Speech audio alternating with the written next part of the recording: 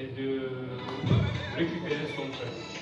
Donc, le premier résultat qu'on attend, de comprendre comment les aéroports d'Afrique, ils ont vécu leur période post-Covid.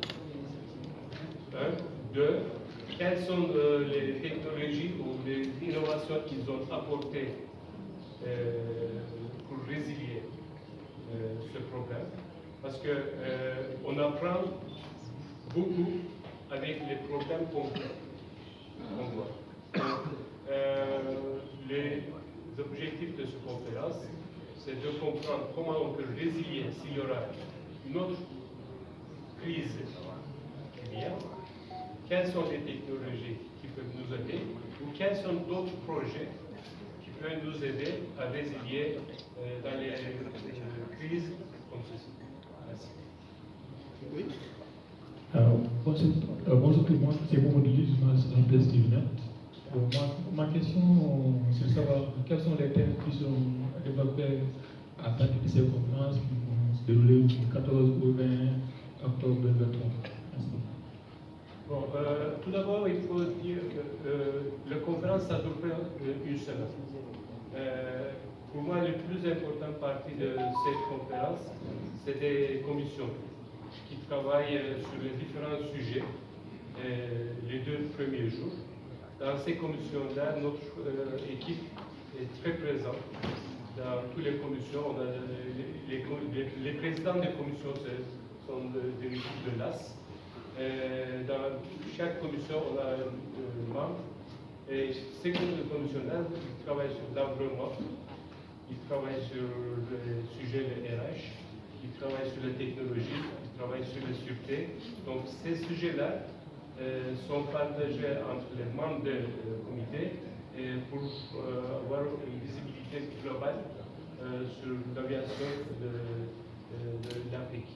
Et les autres sujets sont tous liés avec le thème de conférence, c'est la résilience par l'innovation. C'est pour ça qu'il y a beaucoup de sociétés de technologie qui participent et qui ont des stands. Ça, je dois partager aussi, c'est important. Dans les conférences précédentes, une grande partie des stands n'étaient pas pleins. Aujourd'hui, je suis très heureux de voir que tous les stands ici à Dakar seront pleins.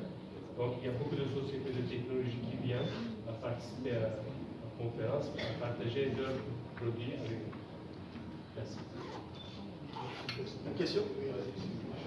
Je sais pas, je suis pas loin de vous, je pense que je n'ai pas besoin de micro. Ça va, c'est bonjour. C'est Mila, c'est votre quotidien. Les autres aussi. Ça c'est un truc de vrai. Merci, bonjour tout le monde. C'est Mila Silva de Work Quotidien, directeur, bonjour.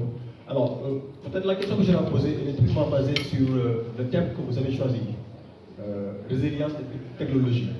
Plutôt en vous écoutant, vous avez parlé d'une industrie aéronautique. Bon, en fait, moi, mon problème aujourd'hui, est-ce que réellement vous pensez que cette résilience, elle est tenable? Si on sait que point de vue industrie sur le continent, par rapport à l'aéronautique, c'est pas ça. Et même côté technologie aussi, on est toujours dépendant. Jusqu'où voyez-vous un peu la viabilité de cette résilience un peu des aéroports africains, des aéroports africains dans un mode de dépendance encore technologique et industrielle? Merci. Plutôt par innovation. Comme Tamba, le thème c'est résilience par innovation. Innovation, ça ne veut pas dire toujours la technologie. L'innovation, c'est une sorte d'adaptation au problème. Donc, vous pouvez faire une innovation sans technologie aussi. Mais votre question, c'est très pertinent.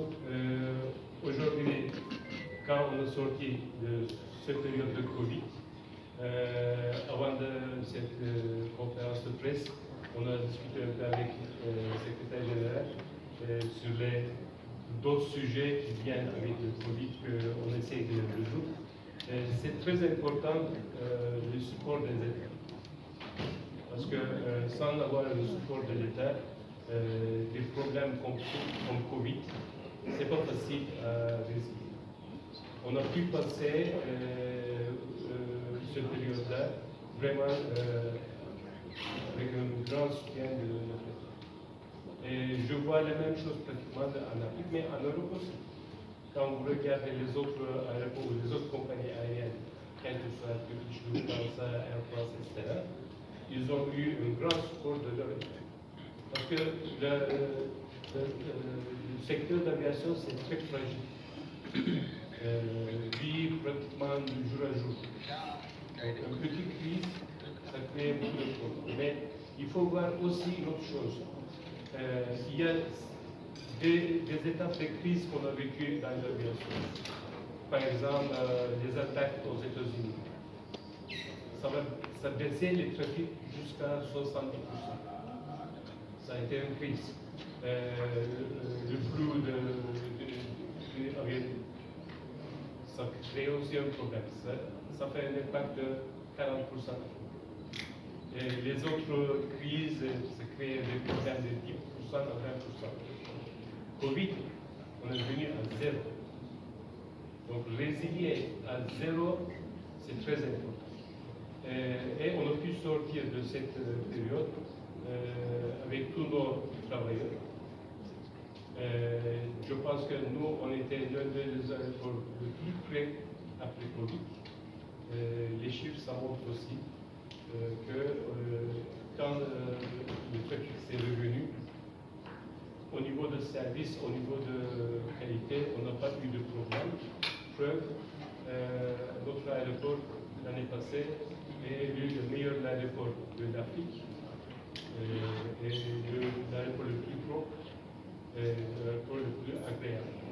Donc Dakar était prêt juste après le Covid pour reprendre le trafic.